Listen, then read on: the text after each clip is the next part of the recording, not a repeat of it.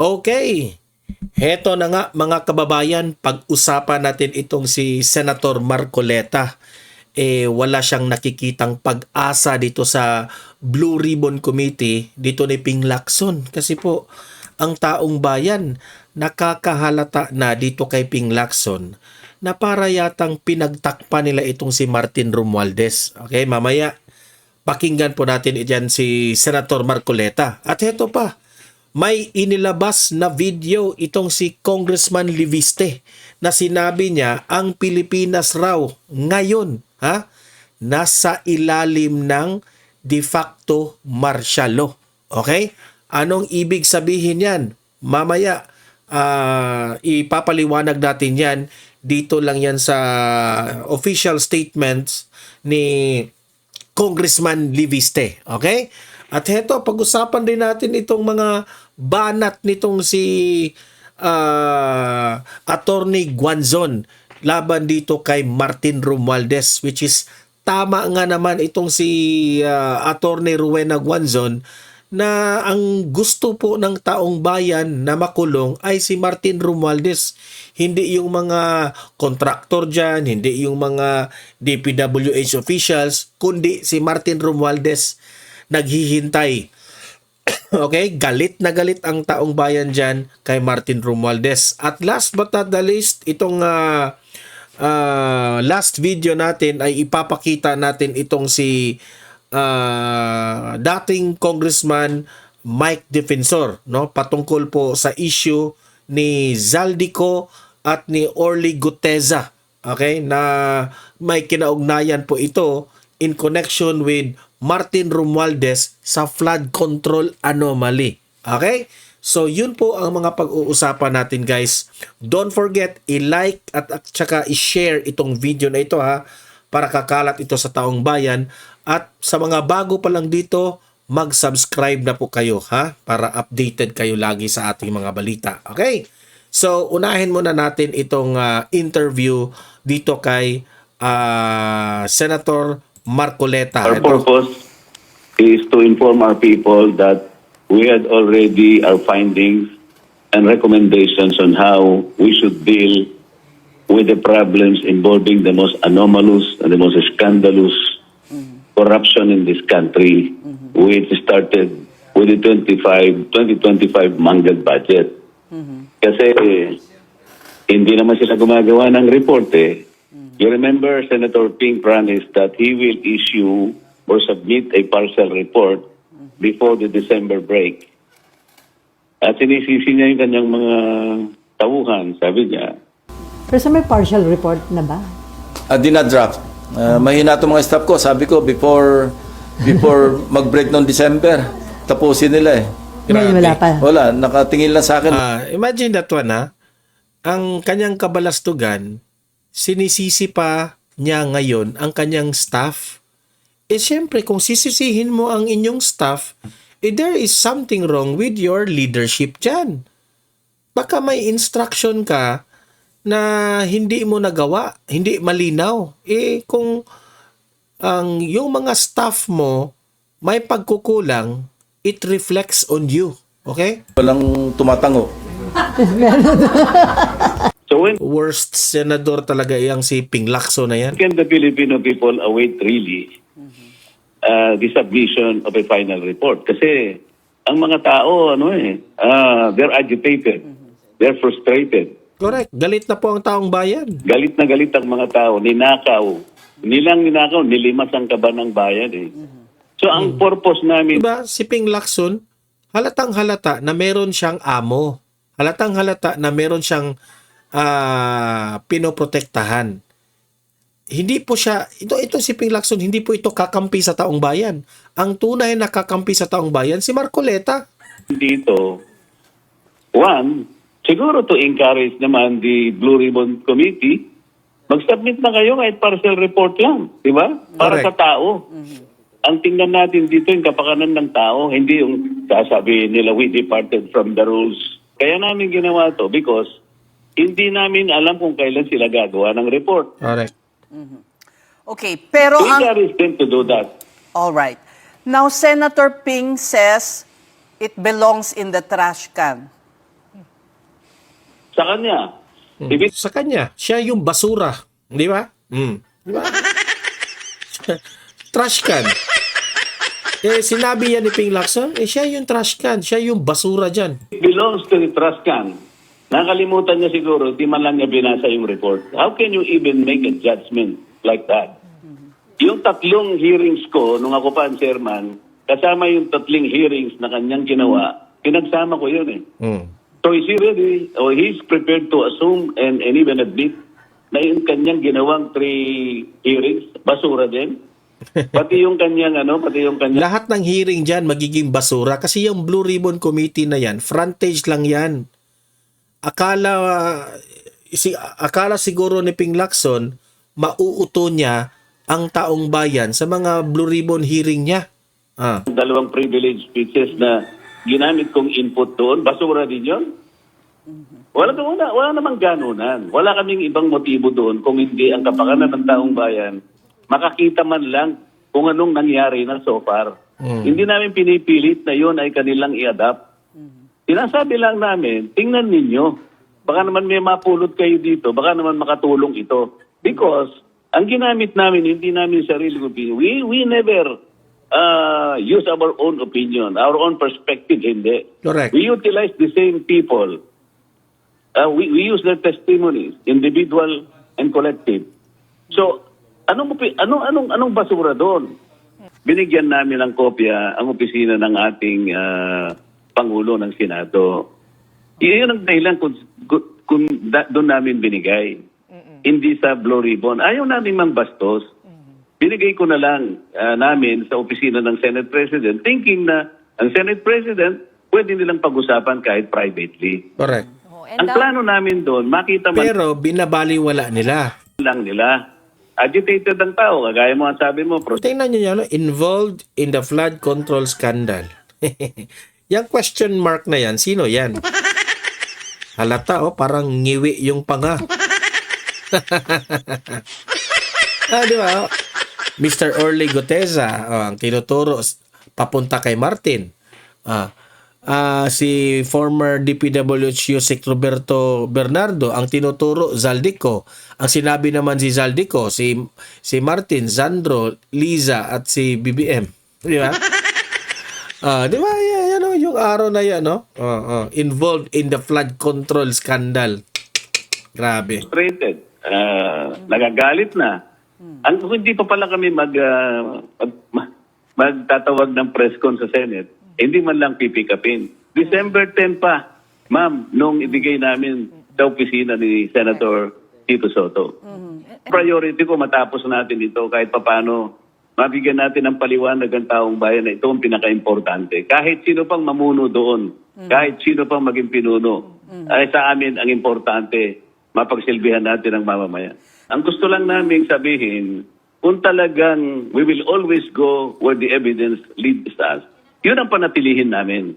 Palaging ganun ang parameter. Kung may ebidensya, yun ang puntahan. Bakit yung sinasabi nilang 8 billion na binibigay ni Bernardo kay Trigib, at si Trigib naman binibigay niya kay Adrian, bakit hindi ito isuyurin natin? Bakit yung sinabi ni Senator Lacson na makita niya yung Cabral file, at least 5 secretaries and an undersecretaries? Hindi, siguro itong si Lacson, bulag na yan sa Cabral Files. Nabubulag yung mata niya kapag ang mga documents na ni Cabral Files. Nabubulag yung mata. Were recipients of allocable as shown in the Cabral files. Ba't hindi niya ipatawag yung 5 secretaries? Correct. Hindi ba dapat ganito yung gawin natin? Yung Tamarin Street sa South Ports, binanggit ng dalawang nakamaskarang dalawang binibini. Ang pakay lang pala ituro si Diskaya na siya nagpapaalis sa kanila. Yun lang pala yun ba yung pag-uusapan natin? And why did they concentrate on the problem of coordinate? Alam mo, nung ako yung chairman pa, kung di ako nagkakamali, the first or second hearing pa lang, sinabi ko na puro mali ang coordinates nito. Ngayon, siguro kalahati nung hearing, yun ang pinag-usapan nila, they confirmed that the coordinates are really wrong. Sinabi ko na ito September pa eh. Ano, uulitin na namin yun? Yung ba yung gustong marinig ng tao? Ang gustong marinig ng tao, hindi mga wrong coordinates. Sinabi ko na yun eh. Ang gustong makita ng tao. Sino ba may utak nito? Nilimas na ang kaban ng bayan. Hindi ba importante sa atin yun? So yun po, yun so wala nang pag-asa. Yun lang. Wala nang pag-asa. Eto, panoorin natin na sa madaling salita, nagrereklamo yun si Senator Marcoleta kasi kahit anong gawin nila, wala talaga. Hindi talaga pupunta kay Martin Romualdez. Hindi talaga pupunta. Kahit halos lahat ng mga ini-invite nila doon as resource person, papunta na. Yung usapan, papunta na ni Romualdez. Pero untouchable talaga. Paano maging hindi untouchable? Nandyan si Lacson at si yung Senate President na si Itbulaga, di ba? Ito naman, panoorin natin itong sinabi po nitong si Congressman Liviste, no? Na medyo ginigipit nila ngayon yung mga government officials na nagsasabi ng totoo. Okay? Na naniniwala po itong si Congressman Liviste na ang Pilipinas ngayon ay nasa ilalim ng de facto martial law. Anong ibig sabihin? Okay? Para bagang walang ina-announce na martial law, pero anong ginagawa nila? Yung mga nag-iingay ngayon, kinakasuhan nila kung ano-anong, totoo. Kinokontra nila, magigipit ka, so you better shut up na lang. Ganun po ang ginagawa ng administrasyong ito. Ito, panoorin natin itong si Congressman Liviste. Ang Pilipinas ngayon ay nasa ilalim ng de facto martial law. Hindi man deklarado, pero nararamdaman. Marami ay tahimik dahil sa takot na makasuhan, dahil nakikita na ang mga kritiko ng administrasyon ang mga unang sinasampahan ng kaso habang ang ibang mga kaalyado ay hinahayaan. Dahil dito, ang ibang mga batas ay inaaprubahan ng walang debate at may mga bilyon-bilyon pisong mga budget na hindi kinakwestiyon. Kasama dito ang mga pambayad para sa ibang mga media at social media personalities at mga troll farms na Imagine that one, gagasta sila ng malaki gamit ang pera ng taong bayan. Okay? Gagasto sila ng mga vloggers. Gagasta sila ng mga media para mapagtakpan ang kanilang kabalastugan, ang kanilang mga ninakaw na pera na kaba ng bayan through the flood control anomaly. palaganap ng fake news at umaatake sa mga kritiko ng administrasyon. Kagaya nito, inatake nila. Ganito din sa panahon ng martial law ni dating Presidente Ferdinand Marcos Sr. So you mean to say, history repeats itself. Ngunit maraming mga miyembro ng oposisyon, civil society at pribadong sektor ay lumaban sa diktatura. Kahit maraming ikinulong, umalis ng bansa, Kaya nga, ewan ko, sobrang dami na pong rally ang nangyayari sa Administrasyong Marcos. Hindi pa rin napatalsik si BBM. ginipit ang negosyo, hindi sila sumuko. Ako po, Kagaya nito, ginipit ang kanyang negosyo. Di ba? Kasi nag-iingay siya. Sinabi niya, ine-expose niya ang mga magnanakaw. Ngayon, pinagtripan yung solar company niya. ay naniniwala na ang mga nagsasalita ngayon ay magtatagumpay rin laban sa korupsyon katulad ng mga nauna sa atin at ang mga nananatiling tahimik ay maaalala bilang mga kasabwat sa pinakamalaking korupsyon sa kasaysayan ng ating bansa. Sana itong mga kabataan natin mag-iingay rin kayo. Umaasa rin po ako na ang mga nagsasalita tungkol sa korupsyon sa gobyerno ay proprotektahan ng taong bayan. Correct. At Like you, Congressman Barzaga and Congressman Liviste, ang taong bayan ay nasa inyo at kayo po'y poprotektahan. gamitin nila itong pagkakataon upang ibahagi ang katotohanan para sa kinabukasan ng ating bayan. So, ayan. Sapul na sapul ang sinabi ni Congressman Liviste. Hindi man natin dineclare, Hindi man dineclare ng administrasyong ito, pero ang mga nangyayari ay parang martial law. Pinatatahimik po ang mga nag-e-expose sa korupsyon dito sa Pilipinas. So taong bayan, kayo mga loyalistang bangag na supporter ni BBM, wala pa rin kayong kibo? Mga putang ina ninyo? Di ba? Ito. Sunod nating pag-usapan. Ito si, Mga kababayan. si idol nating sino ito? Si Attorney Rowena Guanzon. Nasabi ni Attorney Rowena Guanzon, which is tama siya rito, ang hinihintay po ng taong bayan ay makulong itong si Martin Romualdez. Okay? Hindi po yung mga kontraktor, hindi po yung mga DPWH officials, kundi ang taong bayan, si Martin Romualdez po ang gustong makulong. Okay? O eto, pag-usapan natin. Mga kababayan, nasaan na si Martin Luther King Romualdez? Ang pinakagusto nating makulong ay hindi nakukulong. Binibigyan lang tayo nila na mga Yusek Bernardo. Correct. Nakakahiya ka, Ping Lacson. Ikaw yung sagabal dito sa flood control investigation. Na nagsistate witness laban kay Senator Kaya wag nyo na yung iboto si Ping Lacson. Bong Revilla. Mamaya lalabas na naman yan si Bernardo against Grace Poe, Oo. against Jinggoy, against Joel Villanueva. Inuuna lang nilang ikulong yung iba. Ang gusto nating makulong, si Martin Luther King Romualdez, Correct. na siyang pasimuno at mastermind nitong lahat ng kurakutan sa budget, na siya ang speaker at pinirmahan naman ni Baby M. Di ba? So, si Martin Romualdez at itong si Bongbong Marcos, konektado po itong dalawa. Bakit merong flood control scandal? Konektado. Okay? What do I mean? Who is to be blamed by the Filipino people? Itong dalawa. Si Martin at si Baby M. Mga kababayan, hindi ko gustong talakayin yung merits ng kaso ni na Bong Revilla, ni na Jinggoy, Grace Poe. Ang gusto ko lang talaga itanong, nasaan na? Bakit hindi pa nakukulong si Martin Luther King Romualdez? Correct.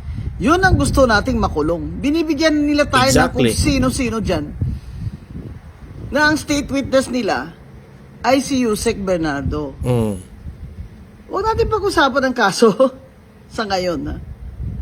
Pero, nasaan na si Martin Luther King Romualdez? Bakit si Bong Revilla ang inuuna niyong makulong? Correct. Dahil ba suspetsa nyo Sara Duterte siya kakampi? Correct. Dahil ba ang mga Rimulya gustong mamonopolize na talaga? Kasi kalaban yan eh. Revilla at Rimulya magkalaban yan. Obvious, di ba?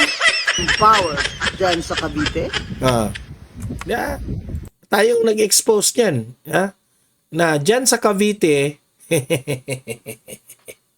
Rimulya, Revilla.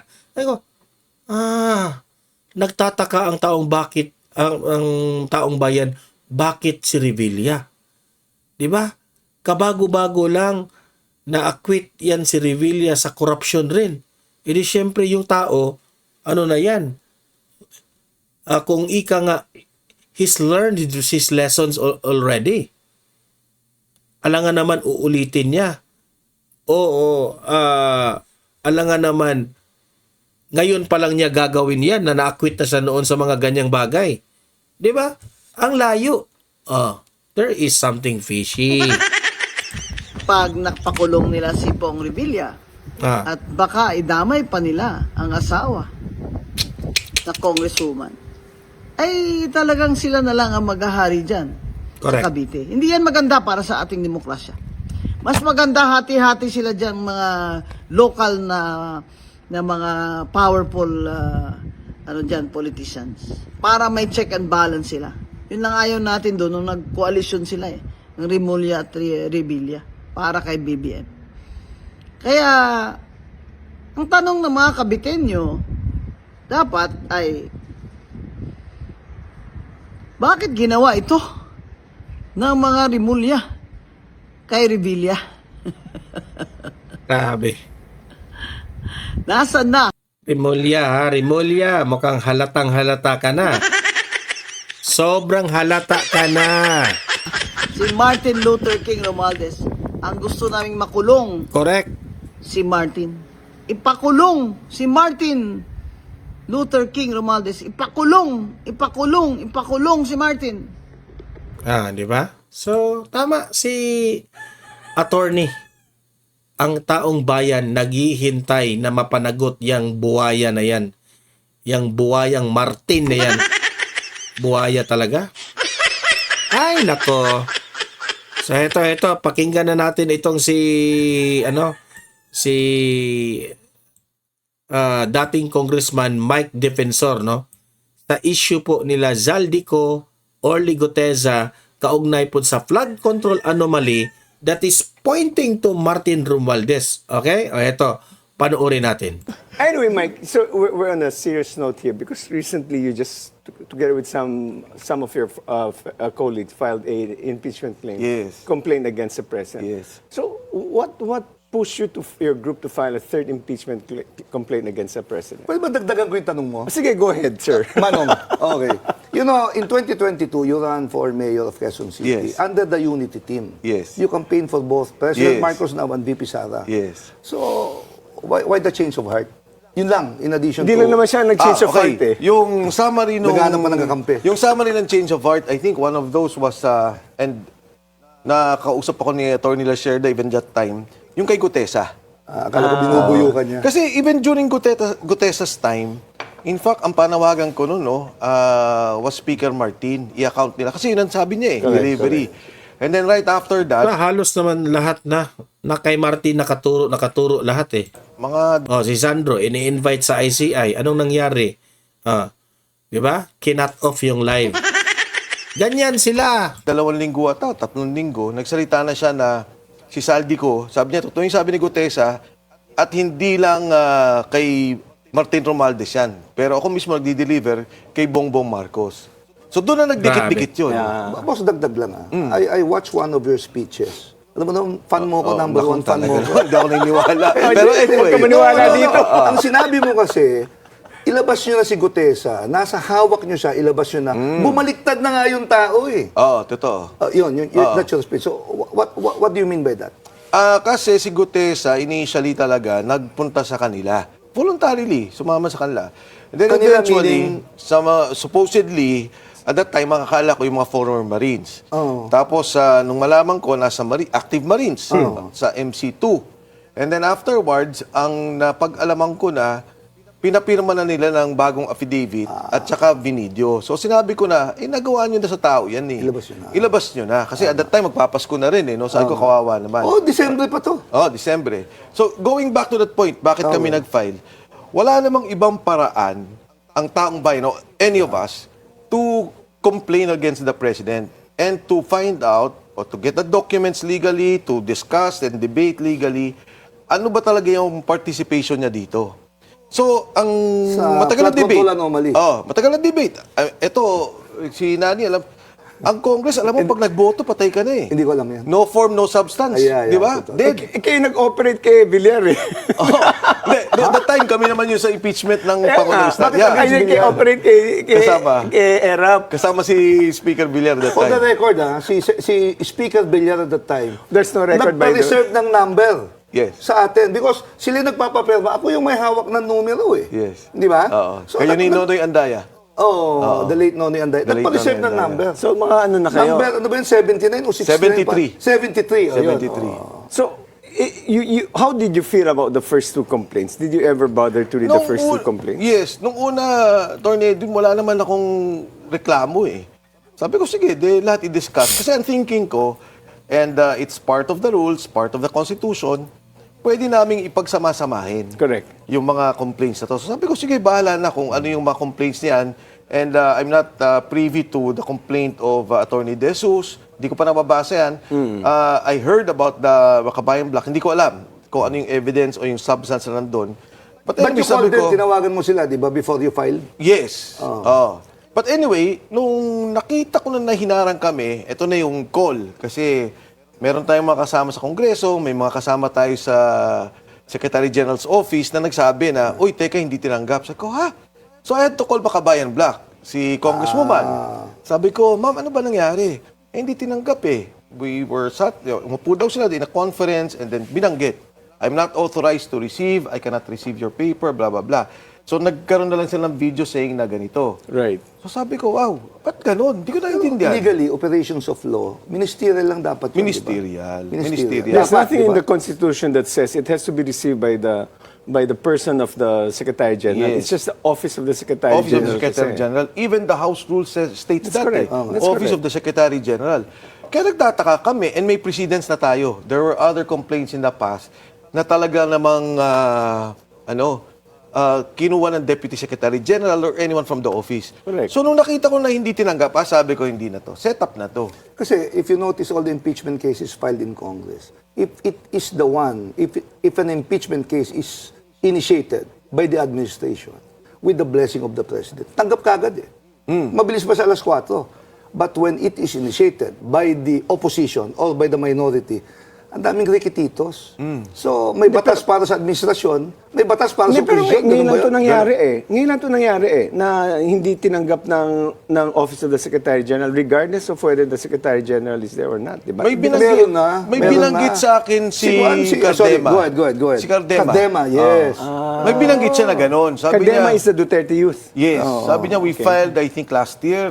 Anyway, hindi ko rin man alam yon. Pero ito yung first time na nakita ko. Kasi sabi ko, si Attorney Salonga, in fact, he's a neighbor. Mabait naman yung bata. Sabi ko, Attorney, if you cannot receive, pwede bang kausapin namin yung sa harap, yung sa front desk nila, sa receiving area, pa-receive namin. Sir, no one is authorized to accept that. Sabi ko, ba't ganun? Di ba ngayon, pumunta ka sa any office here, malapit dito, go to a government office, may letter ka, i-receive nila eh. Mike, but you know, you're a politician, and what's the motivation behind here? The What do you motivation, think is the motivation behind the refusal to accept? I think, klaro sa akin, Torna Sherda, yung patayin yung mga totoong impeachment. And the first impeachment, papasukin nila, and of course, they debate on it, form and substance. If you look at as requirement of the Constitution, 10 days, within 10 days, i-refer ni Speaker sa order of business. Right. From plenary, 3 days to the Committee on Justice. Yun na yung initiated eh. Right. Are you, Yung are 3 you days na yun. saying the one that was accepted is an impeach me complaint? Impeach me complaint. Impeach me complaint. So you're saying that the first impeachment complaint is quite weak. It was really Yes. meant to safeguard the one-year Alam mo, ban. Attorney Sherda, ito natatawa ako. I was surprised na si Yusek Claire Castro reacted. Sabi niya, i-prove mo, Mike, na mahina yung first complaint.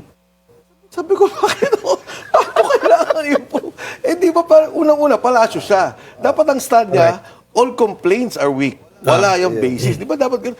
Ngayon ako mapuprove na yung first complaint is weak. Pero the fact that they're doing this, inaharang nila yung talagang process Sana yun na ang dapat. sinagot mo, Boss Mike. Tanggapin niyo yung sa amin because I can prove that impeachment complaint is weak. Ayaw na nga Then ni after the Attorney fact, Hindi nga sinabi. sinasabi ko nga eh. Dapat yun ang sinagot mo kay Yusek Claire Castro. Naawa na nga ako kay Attorney Salonga. Sabi niya, sir, pasensya na talaga kayo. I cannot. And you know, syempre, naintindihan mo naman na pag-utusan to mga to, kawawa naman. But just the same, you said you're going to the Supreme Court. Ako, You're not going back anymore to Congress to refile? yun Kasi ang sabi- aking inclination. Ay, nakakatawa nga, no? Bakit nag-react pa si Ate Auntie Claire sa first impeachment complaint? Kontra yun kay BBM. Bakit kinakampihan ni Auntie Claire yung first impeachment complaint ni BBM? Meaning to say, sila yun nagfa-file. Ginawa nila yun para pambulabog yun sa lahat ng impeachment. Personally, yun ang inclination. Kasi ang problem ko is, Yung kay Attorney De Jesus, ni-receive na ng Speaker's Office. What, Yeah, was Garfield present when she filed the case, the complaint? Sabi nila, yes, Okay. she was there. No, but until it's calendared sa House plenary and relegated doon sa binigay Pero kami sa kasi, Committee on Justice. pag file namin ngayon, kaya pa lang nila itatransmit. Pwede Yes. lang i-transmit ngayon or bukas. Yung kanila, Na-transmit na. na-transmit na. At yun ang constitutional basis nung unconstitutional yung ginawa yung nangyari kay VP Sara because 4 akong impeachment complaints at ang pinal against her. Yes, oo. Yun may na. tatlak na. Was there an endorser from a representative of the House to endorse the complaint? Yes. Meron. Yes. Who was Meron. that? Actually, nangyari dyan sa Kedwin, may mga kausap kami. In fact, we were in the office of a congressman. Nung hindi ni-receive, tinawagan ko sila. Wag na. Hindi, sabi ko lang, dyan lang kayo. Pag ni-receive, baba kayo. Sabi lang, sige. Kasi nga, it's hard to impeach a president. Correct. Siyempre, yung mga congressmen are very much affected by it. Yung gigipitin sila, papailan sila ng case. Konting May mga- chismis lang. Oo. Yung bang mag-i-endorse sa impeachment nyo, minority o majority? Actually, mix. Mix? Mix. Oh. So Oh. may tatawid. Ay, hindi naman. Well, ano ba? Hindi, mix eh. Dapat nag-usap kami ni Egay, and apparently, I understand that you spoke to Egay if he was Yes. willing to endorse. And sabi niya, he doesn't want to endorse. And either naman ang sabi niya, complaint. Yes, tama. Both. But ang nakwento is that Kiko Barsaga was going to endorse kaso suspended. So, and then yung anak ni Chavit Singson was supposed to endorse also the complaint. So, who was your possible endorsers at least? Ayaw nga nyo sabihin oo. Wag na muna. Hindi, nasabi na eh. Wala siyang sinabi. Hindi, lumabas na yung kwento eh. May lumalabas na kwentong ganun. Pero, actually, yung kay Kiko, nung nakausap ko siya, sabi ko, Kiko, alam mo, maganda to Kasi ito nga, ayan, you're a constitutionalist, Attorney Cerda. Suspended siya eh. Talaga? Suspended siya eh. So, pag nag-endorse siya, sabi ko, ano yan, that's something to be discussed by the Supreme Court. Constitution. Are you allowed to endorse or not? Kasi, you're still a sitting congressman, you're Yeah, just suspended. suspended, Right. So, ano ba yan? Yeah, Yun tama, ang tama. isa. Pero I told him, you can't be just the only one. Kasi pagka ikaw lang yan, delikado. By It the has to way, be with an active sitting congressman. Now that you're mentioning congressman, you also mentioned that Saltigo is willing to testify Yes. sa Yes. sa impeachment na Yes. final nyo. Yes. Really, So nakausap mo siya mismo? Ang kasi naman yung kay No, Saldico. answer first. Yeah. Did you personally speak to Saldico? Yes. Kasi ang sabi ko naman kay Kong Saldi, well, even before, sabi niya, di ba, I haven't spoken to him, sabi niya, willing akong magsalita sa Blue Ribbon Committee hearing. So, willing akong umupo dyan. But he was not allowed. So, sinabi ko, sige, under an impeachment process, kung papayagan ka under suspended rules without coming home, pwede ka ba? Sabi niya, pwede. Kasi we've done that. We've done yung suspended Zoom during deliberations, Right. witnesses. In fact, even now, meron daw recent na from Thailand or China, they were allowed to testify under Zoom. So if you will be allowed, sabi niya, yes, I will do it. Sabi ko, without talking about any other concern, but yung sinabi mo na. Alam mo saan ako nagtataka, Mike? Kaya mong hanapin si Saldico. Sila, parang hirap na hirap siya hanapin. O ayaw lang hanapin, o ayaw lang pahanap. Hindi ko alam. Hindi ko alam. Hindi ko alam. Hindi nga, di ba? Ako naman, yung pagkakausap ko sa kanila is through an intermediary, So not directly. not directly. So not it's not a directly. personal conversation between you and Saldico? Oh, yeah. Yes. You did? Yes. But somebody intermediated To and be- connected the both of you? Yeah. To be specific about it, kayo nag-usap sa telepono, then I was able to talk. Speakerphone. Yeah. Itago na lang natin yung sa pangalan na Ace Barbers. joke. Ace, joke. Hindi, pero, I remember the Gutesa case. You spoke to Marcoleta, pero may history na pala kayo ni ni Senator Marcoleta. Nung panahon ng pandemic, nagpromote na ivermectin kasama ni Marcoleta. Akala mo anong klaseng history sinasabi mo Tama. kasi. Yung nangyari naman kay... Ang reputasyon nito, good boy. yung nangyari Pasaway lang sabi ni Jay. Yung nangyari lang kay Marcoleta noon, kaya naman din siya nagalit at na-trigger din ako. Ako yung una then I brought him in. Sabi ko, tingnan mo to, pinapayagan lahat ng mga gamot na unproven, pero itong isa hindi. Bakit kaya? Then, when we started talking to FDA, the Department of Health, doon na kami na ano na parang there's something wrong with the policy at that time. Anyway, doon ko siya nakasama. Alam mo, ang kwentuhan sa labas, may COVID ka raw ngayon. Paano COVID? Hindi kasi takot yung mga tao lumapit sa'yo. Ito si Edwin kanina, sigurado ko wala kang warrant to Hindi! Hindi, tinanong ko sa kanya, baka may NBI sa labas. Kunin niyo muna yung kape dito, ha? Sobra na asukal to. Yung NBI sa labas kanina, Nani Braganza Investigation Services yun. Yan. Kakampi niya yun. Yan, tama. Oo, di ba? But, you know, you've been recently involved in certain controversies. The Gutesa situation, the one that you mentioned na tumakbo, yung staff ni Saldico na binugbog. That in fact, that's the reason why NBI, did NBI question you on that? No, they called me up. Okay. Alam mo, kaibigan ko naman yung NBI and then personally, good friend. So they mentioned, sabi ko, no, I didn't say NBI. Sabi lang is may nakitang wallet, yung may nakitang NBI ID. And then si Attorney Magdum was kind enough to tell me, sabi niya, pagka may mga ganyan report, sir, sabihin mo sa akin and I will help. Then I really appreciate yung Hindi kasi ganyan position naging guest niya. dito yung NBI director, binulungan niya napuntahan ka. Mabait yun, si Attorney Lito, magaling yun. Professional. Professional. Hindi tumatawa. Very, very sparing At saka, kung from the ranks yun, di ba? Wait, but aren't you worried about your reputational risk?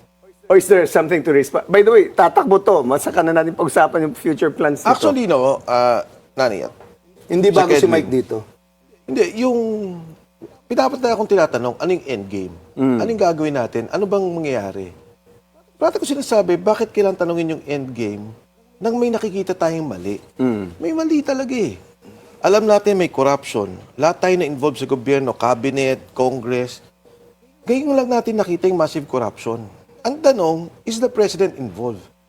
Ang theory ko, ang assertion ko, the president is involved. Toby Chanco, when you hear him, di ba, sasabihin niya, hinto siya kay Martin Romualdez. So alam natin, I'm sure kayong dalawa, may ganyan kayong sariling pag-iisip about these people, including Martin, at the minimum. So bakit hindi natin pabayaan yung totoong investigasyon, an impeachment case, to discover the truth? I think, for me, politically, morally, ito yung tamang gawin eh. Pag pinabayaan natin ito magtuloy-tuloy, yung sinasabi lang parametric formula, galingan sa Makabayan Block, nag-serve tayo sa Congress. Magkano budget natin per district? 70 million. Noon tayo. 30 million nasa SOF. Huwag ka makialam sa National Infrastructure Wala. Program. Yun ang sa'yo. Ngayon, Sec Edwin, every district 2 billion. Do you want this to continue? Gusto ba natin mangyari sa ating bayan to? So ako, yun ang endgame. Question- Tapusin natin to, i-correct natin yung nangyari. Question lang, Mike. Marami nagsasabi na ang corruption under this administration is out of control. And secondly, free for all. Totoo. Sa dami ng nasabit na tao na nakabilang sa mataas na bahagi ng ating gobyerno. What can you say about that? Alam mo yung unprogrammed allocation, 2 trillion pesos. Ang claim ni Egay Erice, 1.4. Nag-debate kami niyan eh. Sabi ko, hindi, Egay, 2. Sabi niya, hindi na-release yung iba. Okay. So yung 1.4 trillion pesos nilagay sa unprogrammed allocation kalamihan flood control. Yung iba doon street lighting. Yung alam na natin yan. This is a 2025 budget or From previous? 2023 to 2025. 24, 25. Ito, personally, for Metro Manila, nakakasama ng loob. May budget for Metro Manila Subway. Kasi kasama yung sa NEP eh. Pag-submit, dahil foreign obligation natin to the foreign funds, may nilalagay tayong pondo doon. Ang ginawa nila, kinuha nila yung pondo doon, ito naman yung nilagay sa unprogrammed allocation. So meron ka ngayon na butas na mga 400 billion yan total. But if I'm not mistaken, every year, dapat mga 150 to 200 ang nakalagay na pondo dyan. Yun naman ang binubunot nila, lalagay sa program. Yung 150 na yun to 200, lalagyan naman nila ng mga flood control. Oh. So yung 2028 na dapat nating tapos na yung Metro Manila Subway, wala na. Ma-inaugurate na yan 2032. Na-delay na. Sorry, Mike, I'm not trying to contradict you, but I watched one of the Senate committee hearings sa budget. This was asked specifically by one of the senators. At ang sagot ni Senator Win Gatchalian, because siya yung financer, di ba, is that ang sinabi sa kanya, mahina yung absorptive capacity ng specific project na yan. So therefore, maraming tulog na pera, inilipat muna nila. Totoo ba to o palusot lang to? Ako palusot.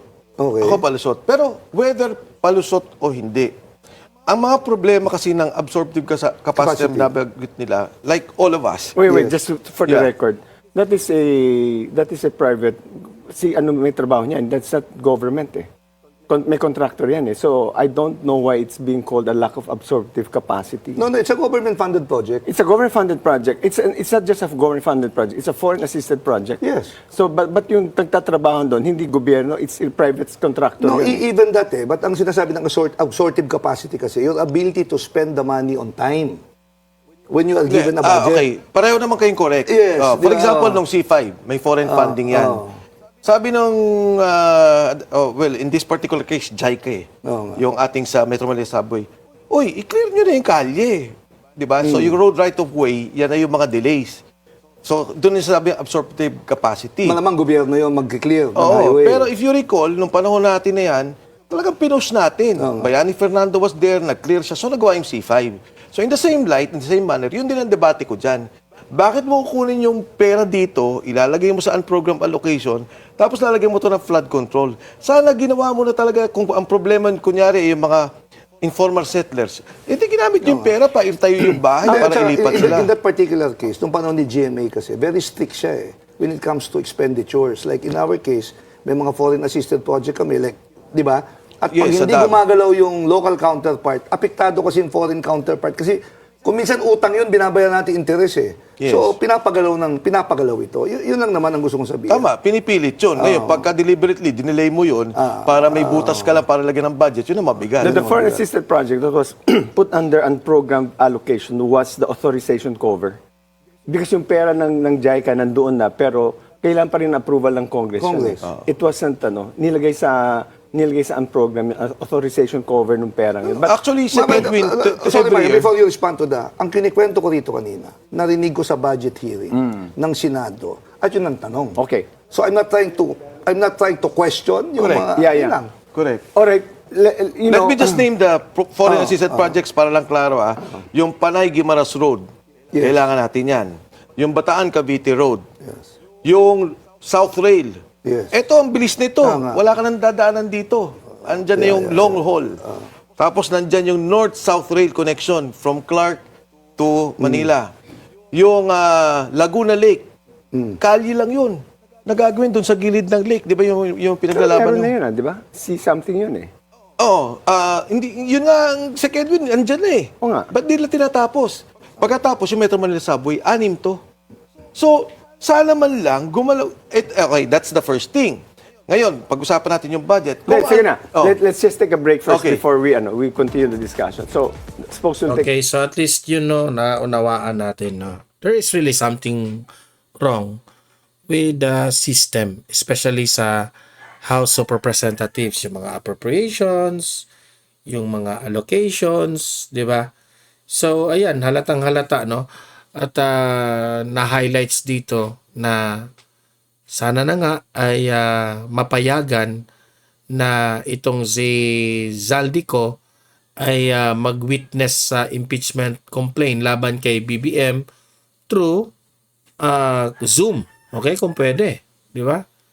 Pero ngayon, parang malabo yan kasi hinahanap si Zaldico. O gustong makipag deal pa itong si John Vic. Kasi gusto niyang susunduin si Zaldico. So, what are your thoughts, guys? Napakinggan nyo naman ang ating vlog. Mag-comment, mag-react po kayo at babasahin natin ang inyong mga comments. Okay? Paki-like, paki-share itong video na ito para marami po ang makakita. At subscribe na kung first time ka pa lang dito para updated kayo sa mga trending natin na mga balita. See you in my next video. Have a great day, have a great night. God bless po sa ating lahat. Mabuhay ang Pilipinas. God save the Philippines.